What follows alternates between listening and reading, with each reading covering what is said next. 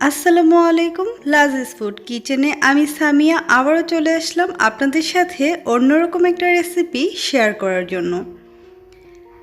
কি ভাবছেন এত ছোট মিষ্টি কুমড়া কোথায় পেলাম? হ্যাঁ, এটা আমি বানিয়েছি। এটা শুধু মিষ্টি কুমড়া না, এটা মিষ্টি কুমড়ার পিঠা।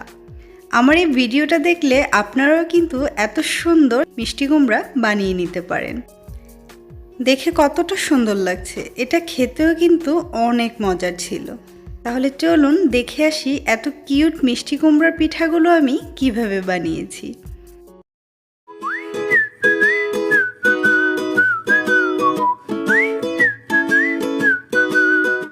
এই মিষ্টি কুমড়া পিঠাটা বানানোর জন্য প্রথমে আমি এই পিঠার ভিতরে দেওয়ার জন্য একটু পুর তৈরি করে নিব।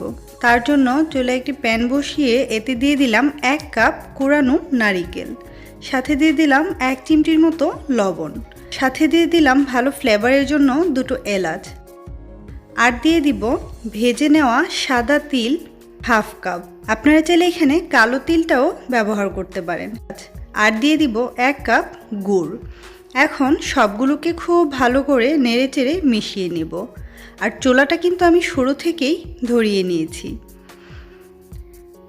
তো এইভাবে মিশিয়ে নেওয়ার পর নাড়তে নাড়তেই এক পর্যায়ে দেখবেন গুড়টা গলে গিয়ে পানি উঠে এসেছে।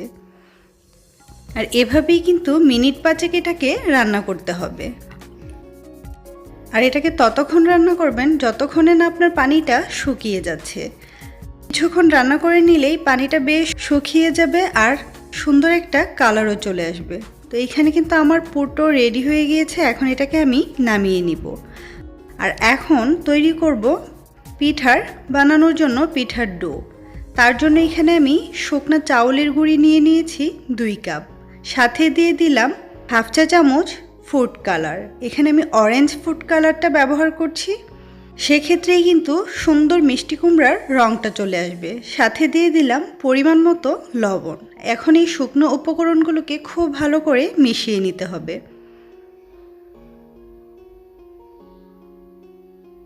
তারপর এখন আমি কিছুটা পানি গরম করে নিব।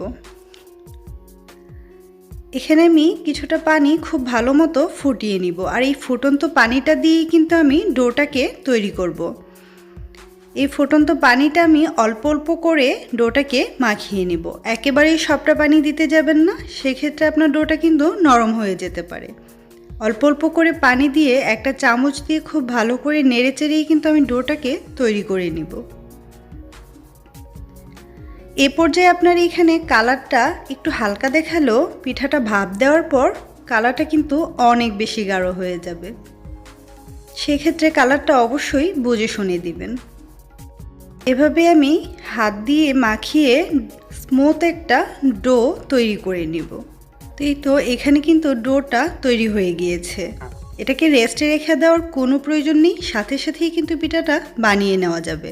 তো এখন আমি এখান থেকে কিছুটা ডো নিয়ে হাতের তালুতে এভাবে নিয়ে খুব ভালো করে প্রেস করে করে করে নিব।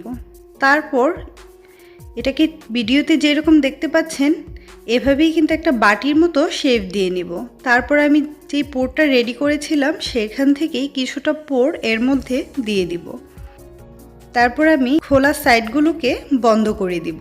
তারপর এটাকে আমি আবারও হাতের মধ্যে ঘুরিয়ে ঘুরিয়ে গোল একটা বলের মতো বানিয়ে নিব। এখন যেটা করতে হবে, এটার এক পাশে আমি আঙুল দিয়ে কিছুটা গর্ত করে দিচ্ছি। যে পাশে গর্ত করবেন ঠিক এর অপর পাশেই আবারও একটা নিচ দিয়ে গর্ত করে দিবেন।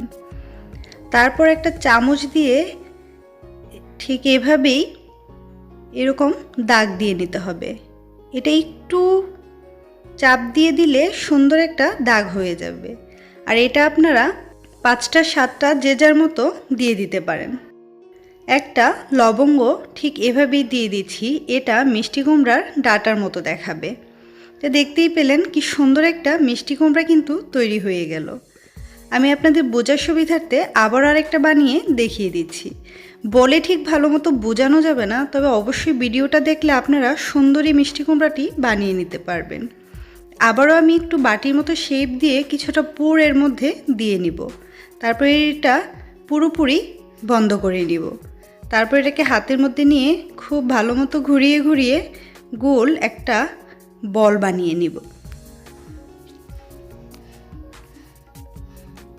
তারপর আমি এক পাশে একটা আঙুল দিয়ে একটু গর্ত করে দিব আর অপর পাশে আমি একটু গর্ত করে নিব। তারপর এটাকে ঠিক এভাবে রেখে একটা চামচ দিয়ে এভাবেই দাগ দিয়ে দিব। এটা একটু প্রেস করে দাগটা দিয়ে দিতে হবে, হালকাভাবে দিলে কিন্তু দাগটা বসবে না। এভাবেই কিন্তু আমি সবগুলো মিষ্টি কুমড়া পিঠা বানিয়ে নিব। আর এই লবঙ্গটা দিয়ে দিলেই পুরোপুরি মিষ্টি কুমড়ার মতোই দেখাবে। তো এভাবেই কিন্তু সবগুলো পিঠা আমি বানিয়ে নিয়েছি।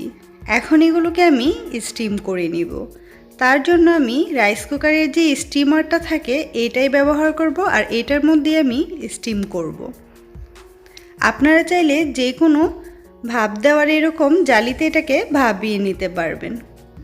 এভাবেই কিন্তু সবগুলো পিঠা আমি কিছুটা গ্যাপ করে করে রেখে দেব।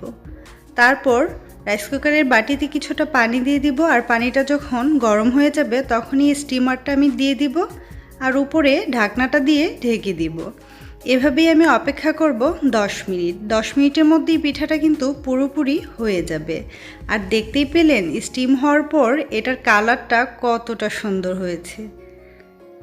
তো এখন আমি এগুলোকে পরিবেশন করে নিব। তো এই তো রেডি হয়ে গেল সুন্দর মজাদার মিষ্টি কুমড়ার পিঠা। কালারটা কতটা শাইনি দেখাচ্ছে, উপরের কালারটা এতটা শাইনি কি আর বলবো।